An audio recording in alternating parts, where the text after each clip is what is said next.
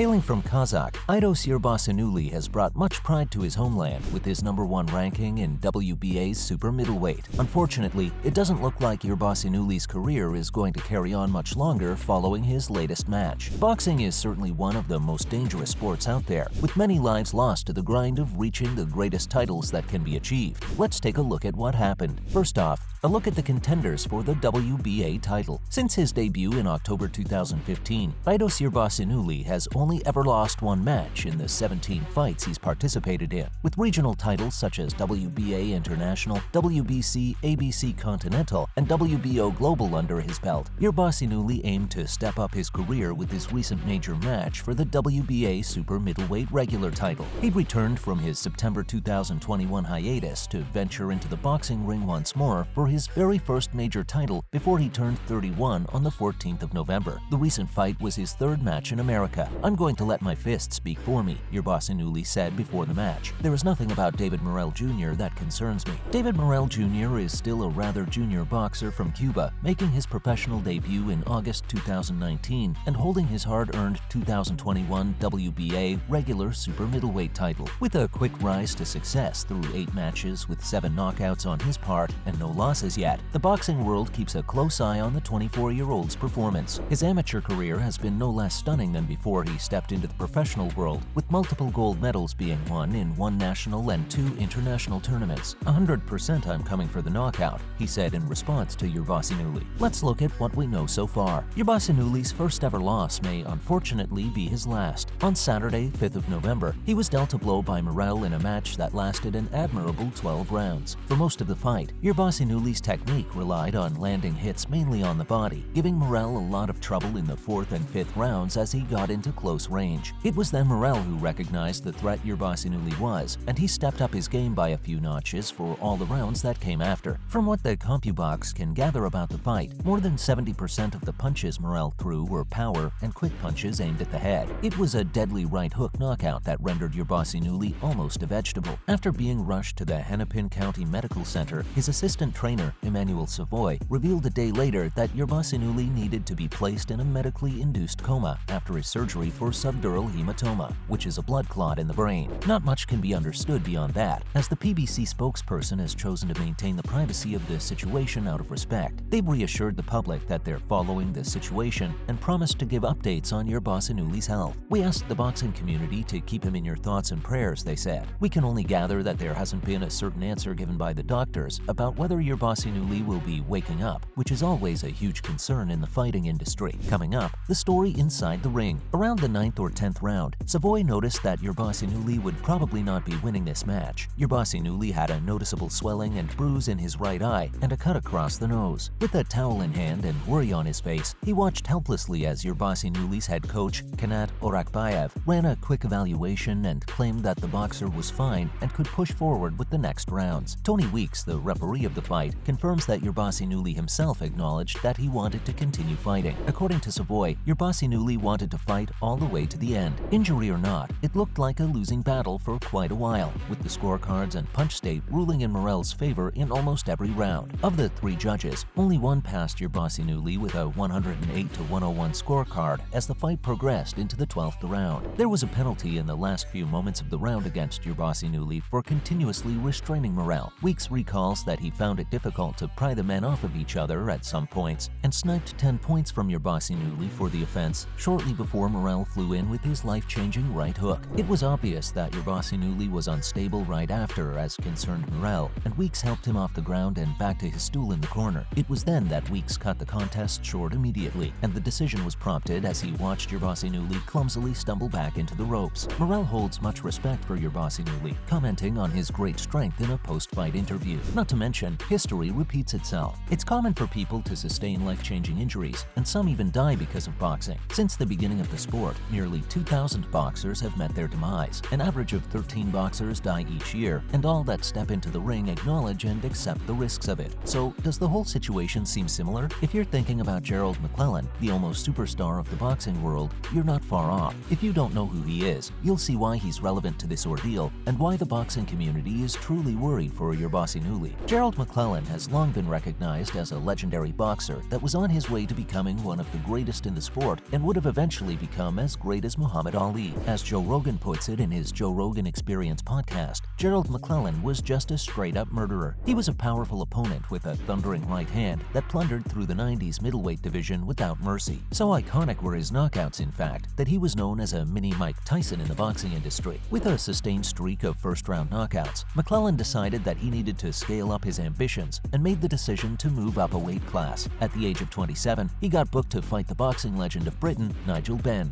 Following up, the fight that ended it all. All seemed to be going well, and Benn was knocked down within 40 seconds of the first bell. Despite Benn's experience in the ring, this shook him, and so he powered through the next rounds with his power amped to the max. It took another 7 rounds before McClellan could manage another knockdown. Most boxing careers don't last long, and neither did his. With only 34 fights to his record, he won 31 of them with 29 knockouts. What goes around comes around, though, and he took a devastating blow to the head in his 10th round against Nigel Benn, collapsing completely after responding to the judge's count, after which he was taken to the hospital immediately for evaluation and recovery. What's more, life after injury. Much like Yerbossynuly, McClellan suffered several punches to the head, which eventually led to a blood clot in his brain, and it changed the trajectory of his life. He went into an 11-day coma after his surgery and did not wake up quite the same way as the world knew him. Over time, his eyesight and hearing got worse and showed no sign of stopping their deterioration. Now permanently disabled and still alive, McClellan lives with his sisters, Lisa and Sandra, who are his permanent caretakers. Could this be a nudge toward Yerbossynuly's fate as well? We certainly hope not, but it's worth looking back at the cases that follow a similar path to this outcome and ready ourselves for what's coming. Even with injuries that require non-invasive procedures, most boxers will make the decision not to push their luck. Fans of Yerbossynuly anxiously await updates, but they also know deep down that sustaining a career after a surgery-treated injury will be difficult. It's obvious that his days in the ring have finally come to a halt. Now, what people have to say. It's no longer difficult to process that boxers are fully responsible for what comes their way in the ring. Over the past few decades, the sport has become more and more brutal, with higher standards set with each record-breaking victory. It's a great moment for me, but at the same time super hard for others, Morrell said, and wished Yerbossynuly a speedy recovery. Muhammad Ali's grandson, Nico Ali Walsh, also sends his regards and prayers for Yerbossynuly as well. This won't be the first boxer we've lost to a fight-related injury. For most combat athletes, the destination is predictable and usually similar. Every boxer knows that it's only a matter of time. They put their bodies through extremes and walk knowingly into the risks that come with this sport. Now that we've got it all covered, what do you think of the outcome of the match? But really, what do you think of boxing at all? It's a lucrative sport, but is it worth encouraging in the face of all the lives lost? Let us know in the comments below. And don't forget to like and subscribe for more content like this. We'll see you next time.